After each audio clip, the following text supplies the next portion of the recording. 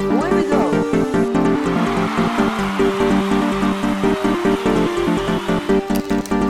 The crowd loved that move!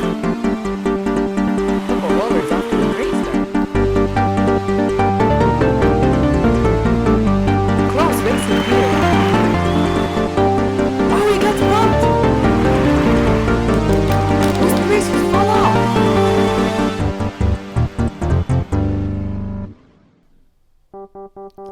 Hello and welcome to round 2 of Forolla Prix Junior League. You can see here the standings. Soaring Skies, 20 points coming out from last weekend after winning the feature race. Team Navy with 18 points and Cataclysm 1 point behind that. The top couple of teams are very close to each other, so they'll have to perform well here. You can see the track here just winding down on itself many times.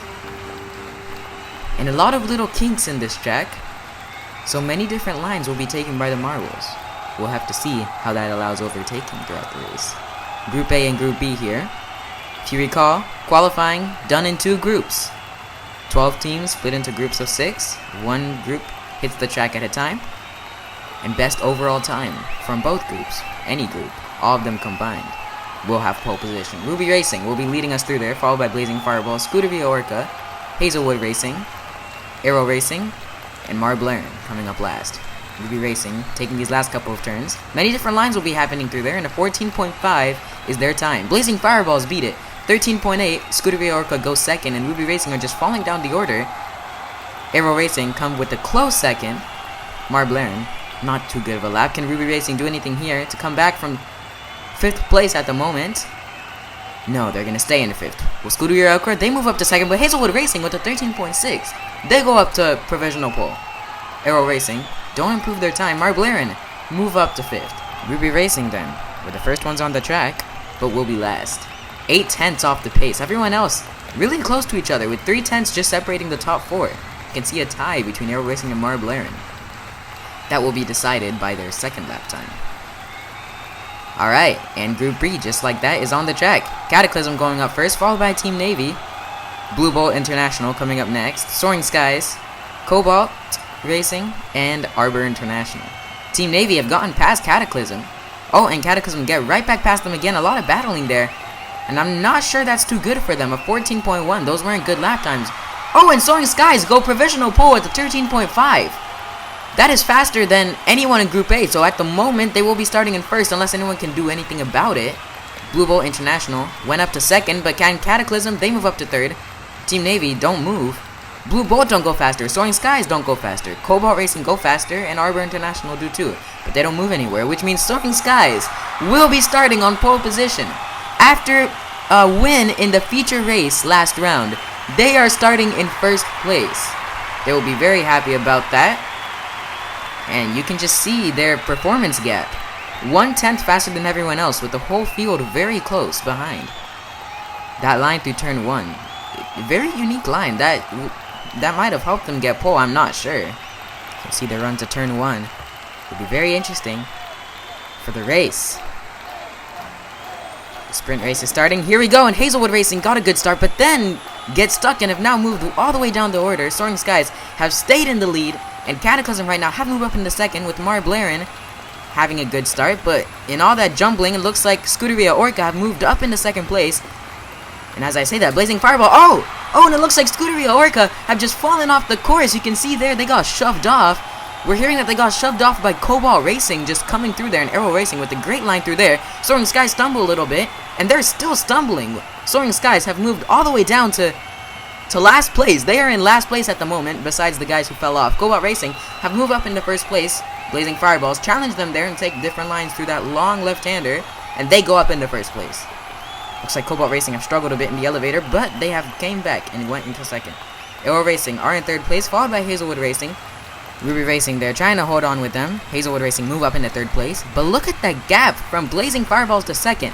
2 seconds already, and we're only 5 laps in. These races are very short, by the way, as there will be 2 races at each track. It's going down there. Oh, and it looks like Blazing Fireballs have fallen off the track.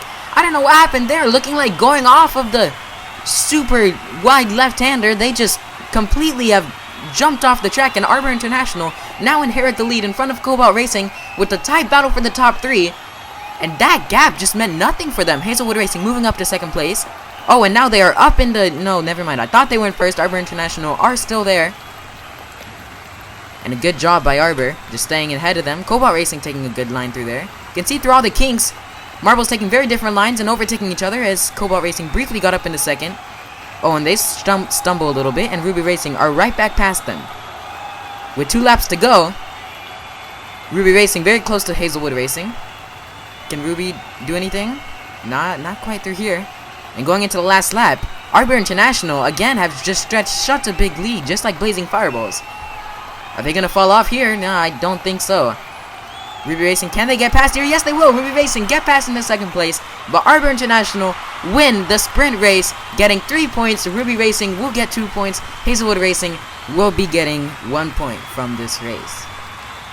Cataclysm finishing 3 seconds behind the last marble, and you can see there, Blazing Fireballs just stuck at the edge of the track, and I wonder what happened to them. They had such a big gap. Scuderia Orca retired early on in the race, so they will be finishing in last. Arbor International will be celebrating because they did get 3 points. So, okay, you can see there, Blazing Fireballs just had so much speed on the straight, and it looks like they just couldn't get their braking right and just launched off the course. They'll be starting from 2nd to last as we start the race, and Ruby Racing have taken the lead going into turn 1. Aero Racing close behind. They're going to take the lead going into their Cataclysm. We're very close behind them.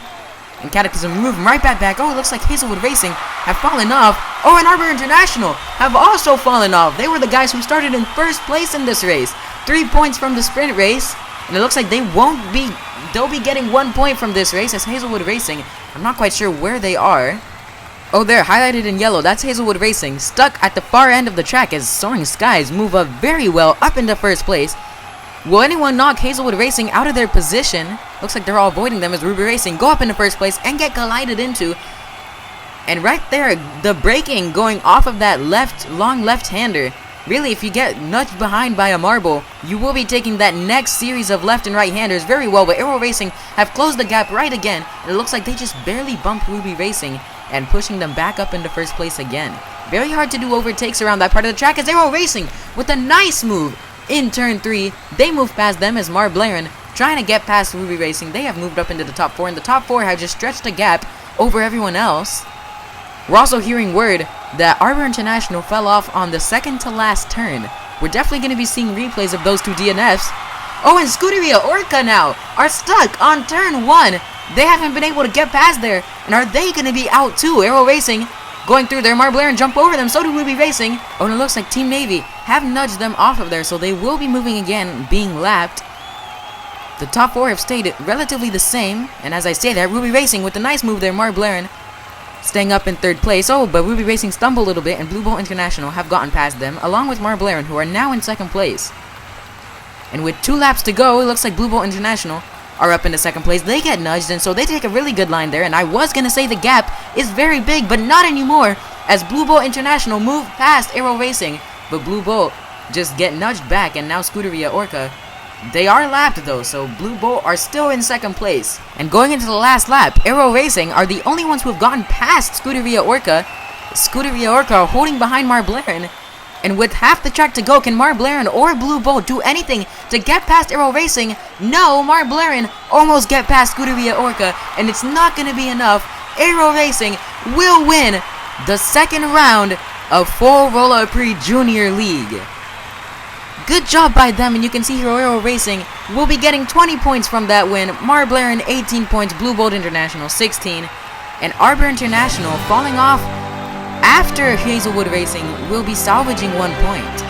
Congratulations to all 3 teams, Aero Racing, Mar Blaren, and Blue Bolt International. You can see here Hazelwood Racing, man, they just got shoved by other marbles and got stuck there.